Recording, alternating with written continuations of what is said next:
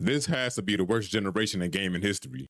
Check it out. That's right, man. With the initial release of the PS5 and the Xbox X and S, and now just recently the Nintendo Switch 2, it seems like that this might be the worst generation in gaming history. Just for the simple fact, when the PS5 and the Xbox S and S had dropped, what exclusives and games came out for it? I'll wait. All right. How long did it take for y'all to get a PS5? Because y'all know when the shit was launched back in 2020, the box was going fucking crazy. How long did it take for y'all to get a PS5? Now, how many of you have bought the PS5 at double the price because the bots was scalping everything? All right. How many exclusives? And what I mean by that is not the joints that are on PS5 and they went to PC, but how many exclusives have came out just for the PS5? All right. And as far as the Nintendo Switch 2, it ain't too much to play on that motherfucking system. So let's go ahead and get into it, man. Like it says right here, despite being the most powerful and most expensive console on the market, the PS5 Pro is once again having some oddly specific issues running a new game. This time, the wonderful Skate Story, which is sad as hell. Motherfuckers to pay $700 plus for a new console just for a new game to not work. And apparently, this isn't the first time that new games haven't been working on this console, man. Yeah, this generation ain't looking too good. And I know it's a lot of y'all that's going to be in my comments defending the PS5, but I don't give no fucks. Let's go ahead and continue. When the PS5 Pro was first revealed by Sony as the most powerful home console on the market, capable of running games better than ever before, it was an easy enough sale. So far, though, the console has mostly failed to live up to the hype and has only noticeably benefited a few games here and there.